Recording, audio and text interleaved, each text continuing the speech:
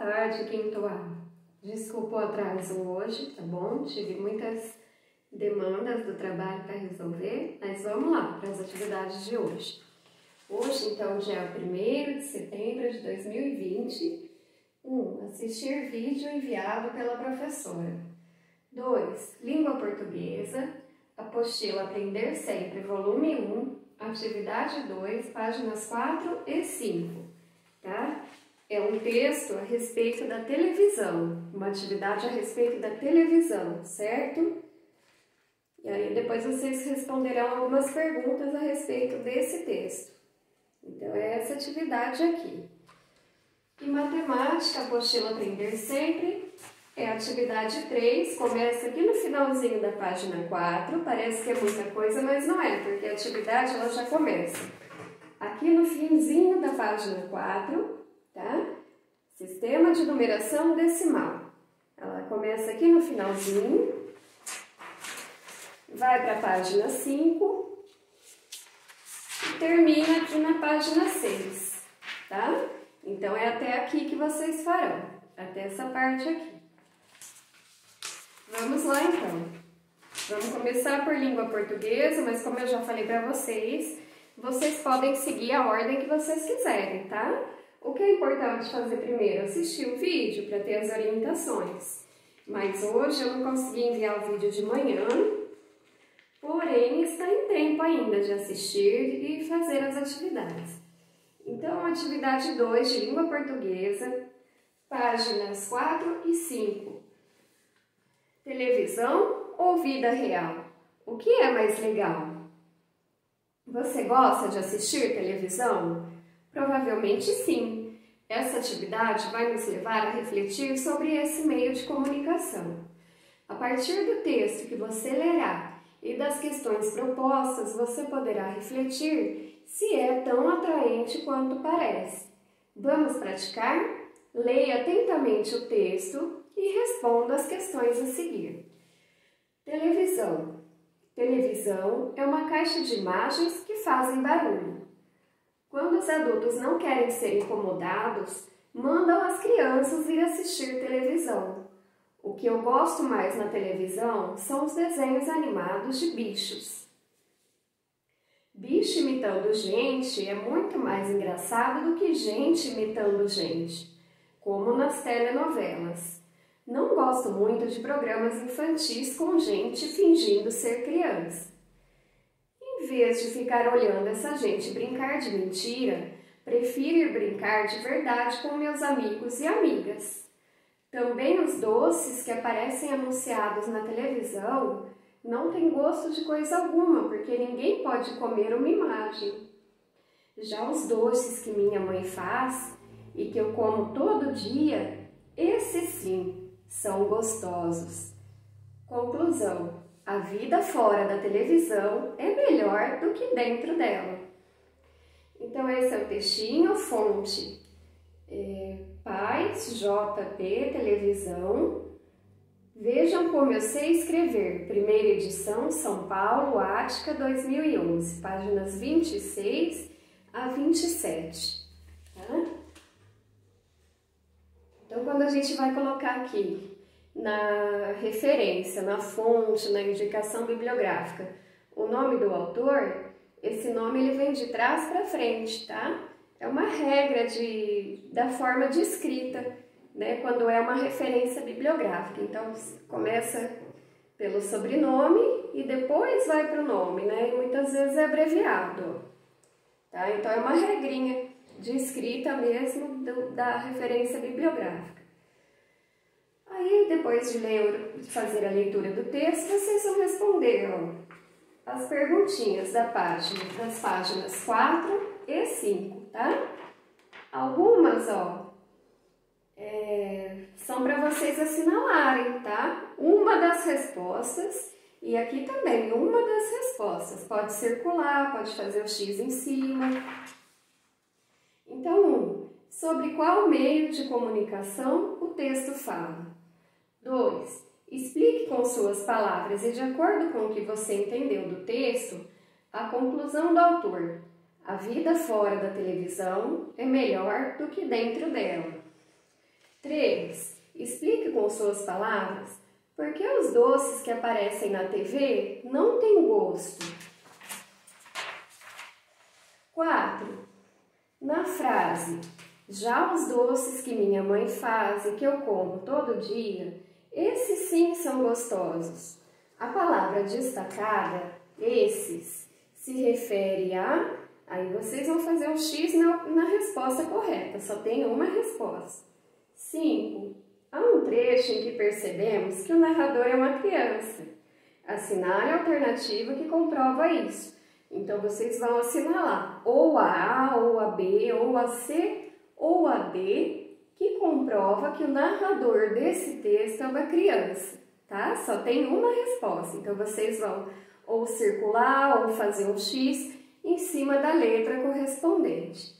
Então, essa é a atividade de hoje de língua portuguesa.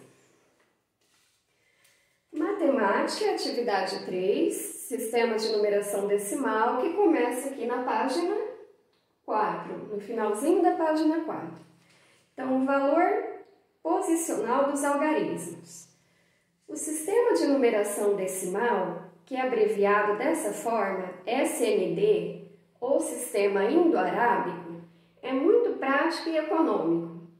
Com ele é possível representar números de qualquer ordem de grandeza e encontrar os resultados de adições, subtrações, multiplicações e divisões, entre outras operações matemáticas. O SND é posicional, isto é, o valor de um algarismo depende da posição que ele ocupa no número. As posições e os valores dos algarismos 3 e 7 nos números 37 e 73 são diferentes. No número 37, o algarismo 3 representa 30 unidades, ou 3 dezenas. Já no número 73, o algarismo 3 representa 3 unidades. Algo parecido acontece com o algarismo 7, né? Então, está informando para vocês que o algarismo depende da posição que ele ocupa no número, né? Do valor posicional que ele ocupa. Ó, a posição, por exemplo, do 3 no 37 e no 73 é diferente. O que o 3 significa aqui? 30 unidades ou 3 dezenas. Por quê? Ele está na casa da dezena. Então, aqui ele equivale a 30 unidades, que é o mesmo que 3 dezenas. A cada uma dezena, a gente tem 10 unidades. Então, 30 unidades é o mesmo que 3 dezenas. E aqui o 3, ele tem outro significado, ele ocupa uma outra posição. Aqui ele está na casa da unidade, então ele só pode ser correspondente a 3 unidades.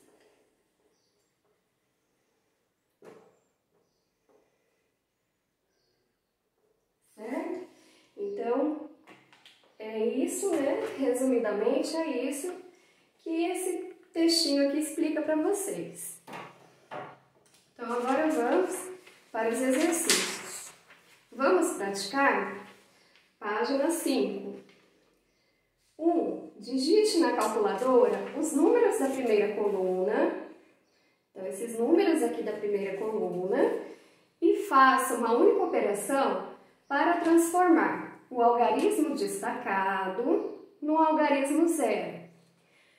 Então, aqui na primeira coluna tem alguns números que estão destacados, estão com uma cor preta mais forte, né? Que é o que a gente chama de negrito, eles estão em negrito, estão destacados.